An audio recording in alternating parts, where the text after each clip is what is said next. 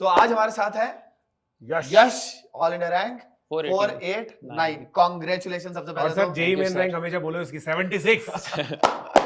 क्या बात है, हमें आज भी वो दिन याद है जब हम सेलिब्रेट करते जेई मेन वाला रिजल्ट, बिल्कुल राइट। और हमें यश ने बताया था कि किस तरह से इसकी क्या जर्नी रही। अब तो जेई एडवांस हो गया यार, रिजल्ट आ गया, दिन तुम्हारा आग लगाई भी है। तो अब यार थोड़ा अपनी ना स्टोरी का वो साइड बताओ जो लोग ना बिल्कुल भी एक्सपेक्ट नहीं करते। जब टॉप 100 देखते हैं, ऑल इंडिया रैंक 76 देखते हैं, 500 के अंदर रैंक देखते हैं यार, तो बच्चे ना थोड़ा सोचते हैं कि ये तो अर्ली स्टार्टर होगा, अर्ली स्टार्टर होगा, बचपन से पढ़ रहा होगा, राइट? ऐसा कुछ है? तो आपने 9-10 में कुछ एक्स्ट्रा पढ़ाई की है? जैसे मतलब जो मिसकंसेप्शन है जो कि मेरे को भी था, ऑब्वियसली सबको होता है, ये क्रिएटेड है, पर मैंने 9th-10th में कुछ अर्ली स्टार्ट नहीं किया था, इन अ सेंस कि बहुत सारे टॉपर्स जो होते हैं वो ओलंपियाड्स या कोई जैसे नेशनल जूनियर साइंस ओलंपियाड या IOQM वगैरह की तैयारी कर रहे होते हैं, NTSC वगैरह की। मैंने कुछ स्पेसिफिक एग्जाम की तैयारी नहीं की थी 10th लेवल तक, सिंपल बोर्ड्स लेवल पढ़ा था, स्कूल लेवल। हाँ, बट मुझे इन जनरल फिजिक्स वगैरह में इंटरेस्ट था। कुछ फिजिक्स और मैथ्स के स्पेसिफिक चैनल्स हैं जो कि सिर्फ जनरल फिनोमेना एक्सप्लेन करते हैं। वेरिटासियम का नाम ले रहे थे आप, वेरिटासियम, 3 blue 1 brown, भाई बहुत ही क्लासिक। हम खुद भी देखते हैं ये सब वीडियोस। एग्जैक्टली, हमें लगता है कि जितने भी साइंस में बहुत वैसा जो इंटरेस्ट लेते हैं ना, तो लोग लाइफ के साथ रिलेट करके साइंस को देखते हैं, एंथुसियाज्म है बेसिकली। तो वो सब चैनल्स मेरे को बहुत पसंद था। तो इन अ सेंस मेरे को PCM लेने का इसलिए आइडिया आया क्योंकि यहीं पे थोड़ी डीप लेवल की फिजिक्स केमिस्ट्री मैथ्स पढ़ते हैं, खास करके एडवांस के सिलेबस में। यानी उन चैनल्स को क्रेडिट जाता है आपके PCM चूज करने का। हाँ, तो फिर मैंने 10th बोर्ड्स के बाद ही जेई का प्रिपरेशन शुरू कर दिया था बुक्स के थ्रू एंड या फिर ये तो आप सेल्फ स्टडी करते थे 11th के अंदर स्टार्टिंग में? या सर मैंने मोस्टली सेल्फ स्टडी की है। मैंने एक ऑफलाइन इंस्टीट्यूट ज्वाइन किया था बट मैंने मोस्टली सेल्फ स्टडी की है। ओके, तो मतलब like how did you come in contact with Unacademy? Sir मुझे अन अकेडमी यूट्यूब से पता चला। सर अगर आप कोई भी स्पेसिफिक टॉपिक का कुछ भी यूट्यूब पे सर्च करेंगे तो टॉप सर्चेस में तो अन अकेडमी, सर नेक्सस का चैनल। तो भाई ने जो बहुत इंटरेस्ट के साथ जो है मैथ्स और कालिया सर के भी लेक्चर्स लगाए हैं एकदम, राइट। ये जेई मेन के टाइम पर तो तुम काफी सारी बातें बता रहे थे, बट अभी हम चाहेंगे कि थोड़ा उन बातों पर ज्यादा ध्यान दें जो एक्चुअली ना तुम्हारे पूरे जेई के जर्नी में, मैं बार बार कहता हूँ कि तुम्हें जो एक्चुअली बिल्ड करने वाले जो मोमेंट्स होते हैं वो मोमेंट्स होते हैं जिन मोमेंट्स से तुम एक्चुअली समझ पाते हो कि तुम्हारे अंदर स्ट्रेंथ है खुद से खुद को पुश देने की। ऐसे कौन कौन से मोमेंट्स, ऐसे कौन कौन सा टाइम था जब तुमको लगा कि नहीं अभी तो मैं ऐसे गिव अप नहीं कर सकता? Sir during the preparation 11th-12th में मेरा प्रिपरेशन बहुत स्मूथ था क्योंकि मैं इन जनरल मार्क्स पे ध्यान नहीं देता था। मेरे को प्रोसेस पसंद था इन अ सेंस, तो मेरे को कंटिन्यूअसली बैठ गए, पढ़ने लगे। हाँ, तो मेरे को पढ़ाई पसंद था तो मैं स्मूथली करते जाता था और बीच में ब्रेक्स एंजॉय करने वाला मिल जाए ना, मजा आ जाता है। बाकी वेरिटासियम वगैरह है, 3 blue 1 brown, तो फिजिक्स में इंटरेस्ट। और फिर बस मेरा एक ब्रेकिंग पॉइंट आया था मेंस से एडवांस के बीच वाले टाइम में, क्योंकि इस टाइम में मेरे मार्क्स थोड़े से एडवांस मतलब मॉक टेस्ट में कम आने लगे। जब आप यहाँ पर से मेंस के सेलिब्रेशन के बाद गए थे तो मार्क्स गिरे थे? हाँ सर, थोड़े गिर गए थे सर, क्योंकि सर एडवांस का होता ही है ना कि वो बहुत ज़्यादा टेस्ट सीरीज डिपेंडेंट हो जाता है। कुछ टेस्ट सीरीज बहुत हार्ड होती है तो उसमें मार्क्स बहुत गिर जाता है, कुछ टेस्ट सीरीज आसान होती है उसमें बहुत अधिक गिर जाता है, और टाइम मैनेजमेंट भी सबका थोड़ा डिफरेंट होता है। तो इन जनरल मेरा मार्क्स थोड़ा गिर गया था, तो मैं थोड़ा सा डीमोटिवेटेड स्टेट में आ गया था, बट एडवांस के लास्ट वीक्स तक में नॉर्मल स्टेट में था, I was fine. Last week में आकर के आपने फाइनली अपने आप को संभाल लिया था, राइट? तो अच्छी बात है सर। मतलब इसमें बट मेरे को यार आई एम वेरी क्यूरियस, आप होमवर्क कैसे करते थे या नहीं करते थे?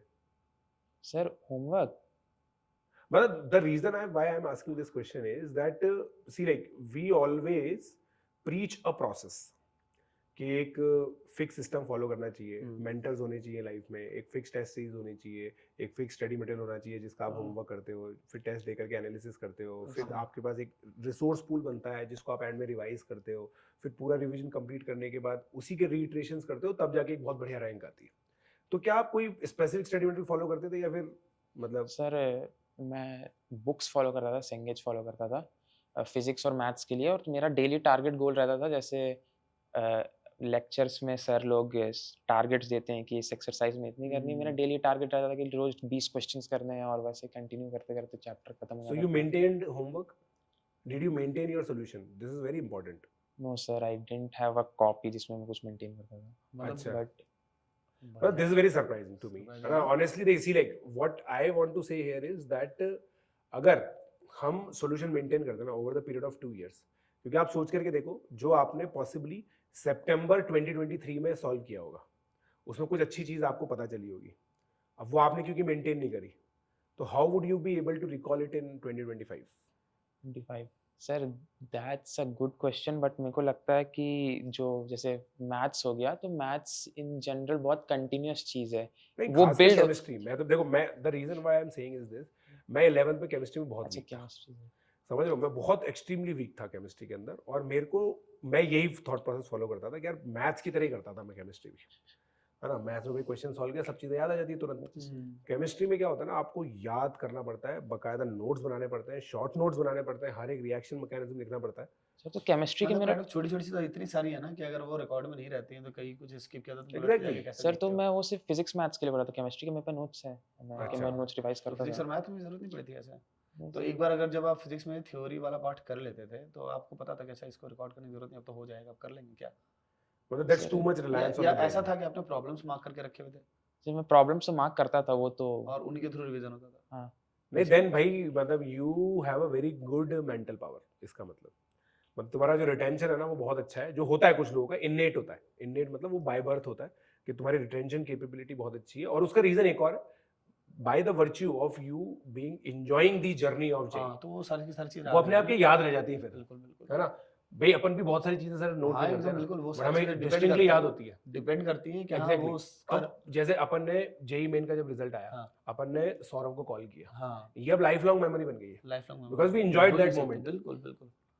तो Exactly, हमें तो नोट यही नहीं है किया है। ना, आपको फील हो रहा है कि यही यस सर, रीजन, यही ऐसे ये ही one of the main reasons था। One of the main reason कि ये चीजें रह गई साथ में, तो आपको ऐसा फिजिक्स और मैथ्स में जो चीजें भाई थी तुम, ऐसी, मतलब मैं तुम्हें बता रहा हूँ, तो then you have a gift, ठीक है, डू नॉट वेस्ट इट।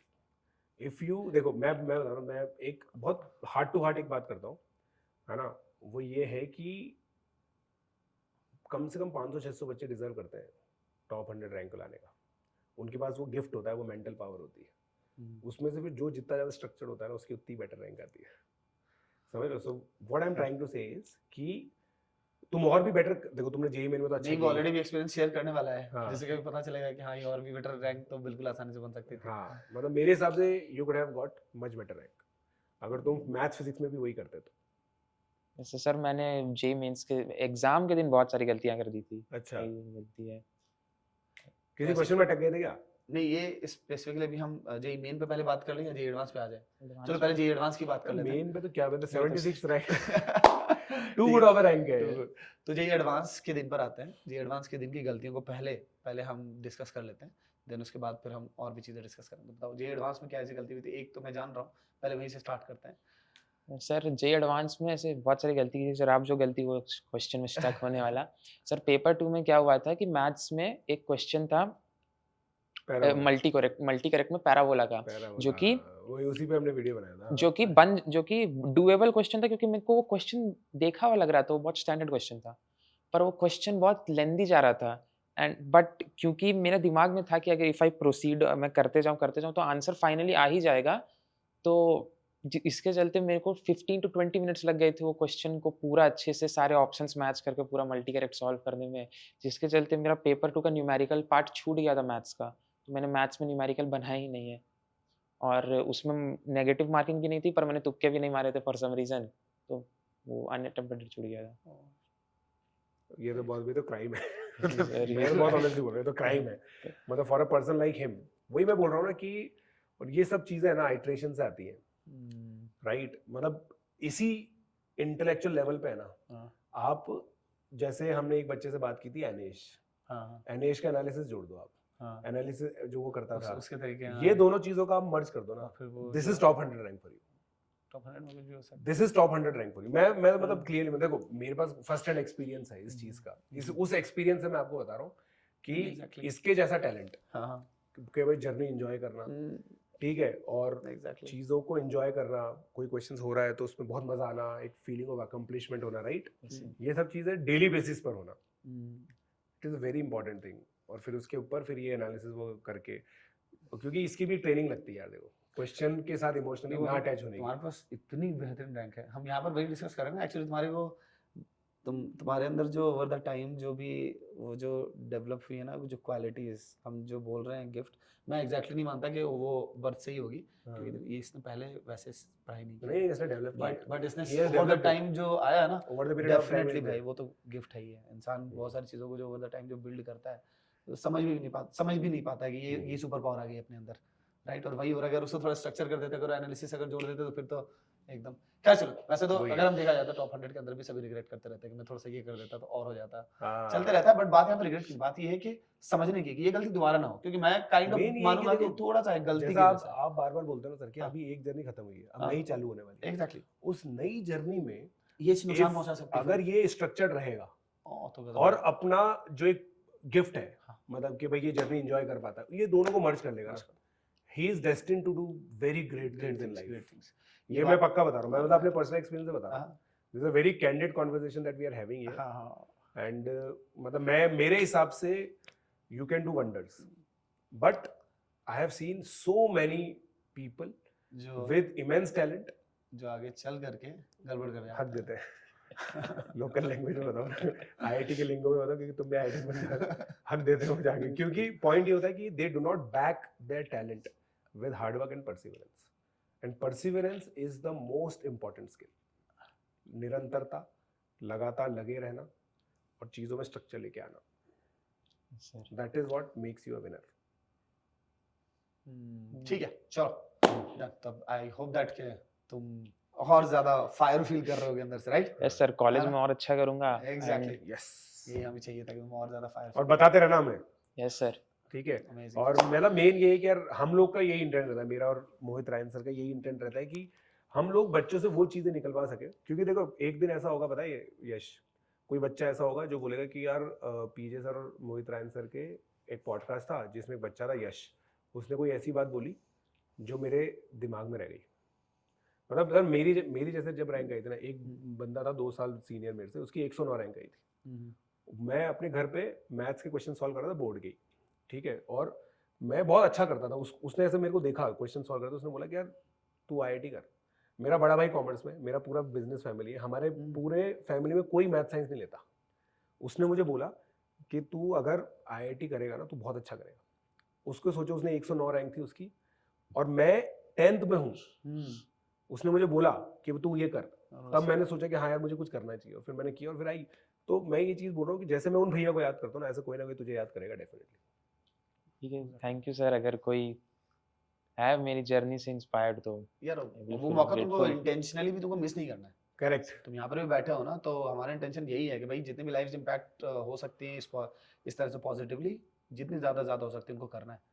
ये तो पर्पस होता है। तुम्हारी स्टोरी एक्चुअली है तो इसीलिए ना, इंस्पायरिंग लाइफ है तो Too इसीलिए inspiring. इंस्पायर करना दूसरों को, वो मौका छोड़ना नहीं है। अब चलो मुझे ये बताओ कि ऐसे ओवर द टाइम पीरियड हम ये जानते हैं, मम्मी तुम्हारी बात बोल रही थी क्या कि सर हमारे यहाँ जो है सबसे बड़ी पढ़ाई जो है अब यही करने वाला है, राइट? तो यार तुमने ऐसे अपनी पढ़ाई में कभी खुद को ऐसे पाया कि यार मैं तो इतना पढ़ाई में हूँ नहीं, आईआईटी के बारे में तुम बता भी रहे थे ना शायद, तुम आईआईटी के बारे में इतना सोचते नहीं थे पहले, तो ये चीज़ कब तक चली थी? 10th तक? यस सर, 10 9 10 तक 11th में ऐसा कुछ मोटिवेशन नहीं था। starting में? नहीं, 11th में था सर। ओके, 9 10 तुम्हें ये तक कब ट्रिगर हुआ कि हाँ तुम जेई करने वाले, तुम कर ही लोगे? ये कब की बात है? कब हुआ फाइनली कि तुमको लगा 12th में? नहीं सर, 10th में सर जेई कर ही लूंगा। बस जेई करने का प्लान तो मैं 10th से ही स्टार्ट कर मतलब बना लिया एक्चुअली क्या था। है ना, ये जैसे मेरे को ऐसा लगता है कि किसी ना किसी ने बता दिया होगा इसको कि 9 10 में जेई टाइप का एग्जाम होता है, फिजिक्स केमिस्ट्री मैथ का जो टफ एग्जाम होता है, क्योंकि इसको फिजिक्स केमिस्ट्री अच्छा लगता था, फिजिक्स और मैथ अच्छा लगता था, तो ये चला गया उसके अंदर। ऐसे बहुत सारे केसेस होते हैं। मतलब बता दिया तो। मैं जैसे छोटे बच्चों को से बात करता हूँ ना, बहुत सारे बच्चों को ये होता है कि वो जेई को एज अ चैलेंज लेते हैं कि यार ये चैलेंज है।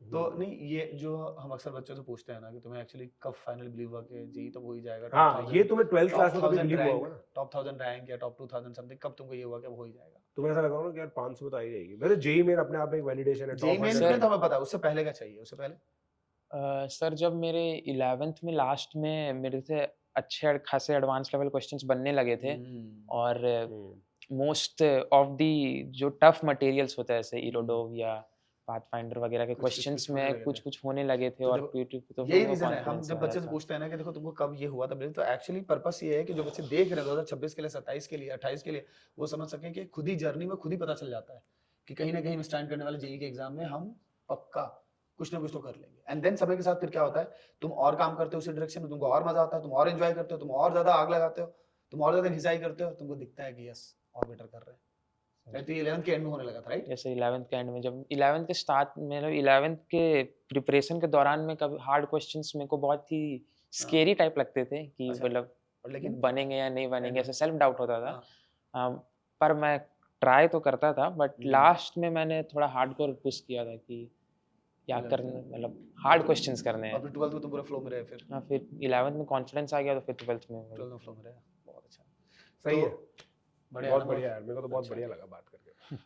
बहुत अच्छी बात है, हमने बहुत बहुत अच्छी स्टोरी हमने डिस्कस की। हम्म। अब ये बता दो मुझको कि 2026 के बच्चों के लिए तुम क्या कहना चाहोगे, वो कौन कौन सी गलतियां ना करें जिससे कि उनकी जेई प्रिपरेशन जो है हैम्पर ना हो? एक तो फिटनेस पे ध्यान दो, क्योंकि मतलब थोड़ी बहुत हेल्थ पे ध्यान दो।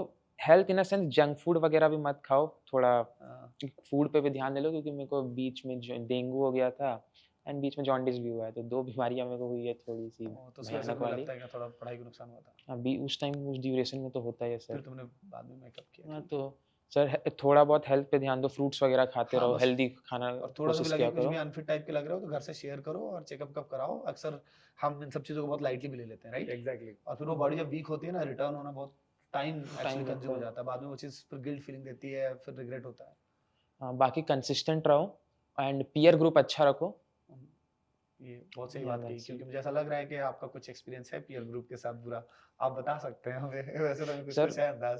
सर पीयर ग्रुप मेरा हुआ क्या था कि बोर्ड्स के दौरान हाँ, मेरे को बहुत लोगों ने डरा दिया था कि 75% नहीं आएगी तो दिक्कत हो जाएगा। ठीक है, हाँ। ऑब्वियसली दिक्कत तो हो ही जाएगा। और इस वजह से आपने ओलंपियाड छोड़ा था, और इस वजह से ओलंपियाड छोड़ा था, तो मुझे याद आ गया, मुझे याद मैं आ गया। एनएससीपी और एनएससीसी में दोनों हो गई थी, मतलब दोनों क्वालिफाई हो गया था, पर हाँ, मैंने आईएनसीएच और आईएनपीएचओ दोनों के लिए भरा ही नहीं था, क्योंकि सबने डरा वो दिया था। एग्जाम्स जो है वो बोर्ड के कुछ पहले दिन पहले थे, सो आई वाज लाइक मैंने कि भाई, ये दो इसे 2 फरवरी को 2 सर 2 फरवरी को फरवरी को था और बोर्ड 17 को था, एंड वाज हाँ। लाइक पता नहीं 2 को भी नहीं है। अरे और ये बात मैं बाहर भाई। में इससे डिस्कस करते हैं कि देखो अभी तुम जब आईआईटीज जाते हो तो एक्चुअली तुम्हारे पास बहुत सारी चीज़ों का जो मौका मिलता है, उसमें से एक ये भी होता है कि तुम अपना पीयर ग्रुप बना सकते हो, राइट? और वो ग्रुप ना वैसे आगे बहुत मुश्किल होता है कि लाइफ में आगे तुमको मिल पाए, अभी तो तुम पिक भी कर सकते हो, चूज भी कर सकते हो। करेक्ट। और भाई पीयर ग्रुप क्या से क्या करवा सकता है देख लो, ना सही पीयर बात। ग्रुप तो तुम्हारे अंदर वो डर डाल सकता है, डर राइट? डाल और सकता करेज है, भी डाल सकता है। अपॉर्चुनिटीज भी आता है। अभी तुम्हारे अंदर वो डर डाल दिया, तुमने उसको नॉक भी नहीं किया, वो जो तुम्हारे हाथ में था, राइट? और अभी जेईई एडवांस और में सर टॉप वो 500 एक रैंक और हो करके तुम रीज़न ये था ना कि अगर मेरा सेंटर बहुत दूर था, मतलब दूसरी सिटी में था, तो मेरे को हाँ। सिटी जाना पड़ता, फिर नेक्स्ट डे आना पड़ता, तो उसमें 2-3 डेज़ वेस्ट हो जाते, तो बोर्ड्स के लिए, पर तो वही सेम रीज़न बोर्ड्स बर्बाद नहीं करने के लिए 2-3 डेज़ में बचा लिया ओलंपियाड्स छोड़ के। वो बहुत स्टूपिड डिसीजन था, वो मेरे को आज पता है, क्योंकि जब चलो फाइनली फाइनली पता है बोल मेरे को रहे पता है, stupid। एकदम थोड़ी देर के लिए ऐसा लगा कि यार ये उसको सही मान रहा है कि यार मैंने 2-3 दिन नहीं बचा नहीं ली। नहीं, पर हाँ। जब मैंने वो रिकॉल ही कैसे ली, मुझे याद है कि हाँ इसकी स्टोरी है ये वाली। हाँ, क्योंकि बहुत बेकार डिसीजन था सर, मतलब नहीं करना चाहिए, ऑब्वियसली एग्ज़ाम देके आ जाओ। नहीं देखो बात है ना, इससे ये एक्चुअली बच्चों को ये समझना है कि तुम्हारा पीयर ग्रुप अच्छा होना जरूरी है। जब तुम्हारे गोल्स बड़े होते हैं ना यार, तो तुम्हें बहुत केयर करना पड़ता है कि तुम्हारे आसपास कैसे लोग हैं। उस गोल्स के साथ, उन गोल्स के साथ अलाइंड अगर लोग नहीं हैं तो तुम्हें अपना सर्कल छोटा कर लेना चाहिए, और नहीं तो तुम्हें गोल छोटा करना पड़ेगा, राइट? Yes, फिर sir. तुम्हारे ड्रीम्स ना सैक्रिफाइस बन जाते हैं भाई। तो इसलिए बहुत समझना है, ये चीज़ आगे भी समझनी है लाइफ में, राइट? जो जिनके गोल्स नॉर्मल है ठीक है, जिनके गोल्स बड़े हैं यार उनके साथ तो मुश्किल है, उनको तो बहुत समझना Sir. पड़ेगा। तो दैट्स द लेसन, राइट? जितने भी बच्चे हैं, मतलब बहुत सारे बच्चे तो अपने दोस्तों की वजह से गड़बड़ाते हैं अपना जेईई का प्रिपरेशन, राइट? करेक्ट। तो यहाँ तो चलो तुम्हारे ओलंपियाड था यार, वो तो शुक्र है कि वो जेईई की चीज़ नहीं थी और वहाँ पे अच्छा लेसन मिल गया, राइट? करेक्ट। शायद ये चीज़ शायद तुमको हेल्प कर गई इनडायरेक्टली, राइट? Yes, sir. चलो, तो और कोई बात ऐसी जो तुम बताना चाहोगे 2026 से रिलेटेड? एक साल है अभी, एक साल पहले तुम खुद को एक बार इमेजिन कर लो। कंसिस्टेंट रहो, और एक और चीज़ मैं कहना चाहूँगा कि लास्ट के दौरान जैसे सितंबर अक्टूबर में बहुत सारे लोग जो कि सिलेबस खत्म करने की भीड़ में भगे रहते हैं कि सिलेबस खत्म कर लेंगे उसके बाद रिवाइज करेंगे, बट ये चीज़ अंडरस्टैंड करो कि सिलेबस खत्म करके क्या कर लोगे अगर लास्ट के चैप्टर्स अच्छे से ही नहीं किया है, उसको आप वापस करना पड़ जाएगा, बहुत अच्छी बात या उसमें प्रॉब्लम सॉल्व ही नहीं होते डिफिकल्ट लेवल के, तो बहुत फिर अच्छी बात। पॉइंट क्या बना पढ़ने का। तो लास्ट के चैप्टर्स को भी रस मत करो, स्लोली करो। मेरा खुद सिलेबस दिसंबर में खत्म हुआ था, पर जनवरी पे फिर मैंने एग्जाम दिया और मैं 99.98 आई, तो ऑब्वियसली क्योंकि मैंने लास्ट के चैप्टर्स अच्छे से किए थे, तो क्वेश्चन तो बन ही unnecessary जाएंगे। rush करना जो बहुत बेवकूफ़ी होती है, राइट? सही है। Correct. और वो भी तुम चलो यहाँ पर मुझे ये बताओ, जैसे हम अक्सर कहते हैं ना, जैसे हम कट ऑफ की बात सुबह में कर रहे थे, इंडिविजुअल कट ऑफ जो 5.83%, राइट, और ओवरऑल कट ऑफ जो है वो 74। जे एडवांस के लिए सेलेक्टिव प्रिपरेशन, इस पर तुम क्या कहोगे? सिलेक्टिवली प्रिपेयर करके हम कितना अच्छा कर सकते हैं? जे देखो, जेईई एडवांस तो एक सेलेक्टिव एग्जाम है। मैंने इन जनरल सारे चैप्टर्स अच्छे से किए थे, पर मैं फील करता हूँ कि बहुत सारे चैप्टर्स जो है, जो अगर आपके लास्ट तक नहीं कंप्लीट है, हाँ। या हो सकता है आपने बहुत सरफेस लेवल पे किया, तो उसको आप छोड़ सकते हो, क्योंकि एट द एंड आपको 50-60% क्वेश्चन ही करने हैं। अगर सही आपको बात आप डिसेंट भी नहीं, टॉप 7 आईआईटीज में कोई अच्छी सी ब्रांच लेना चाहते हो तो।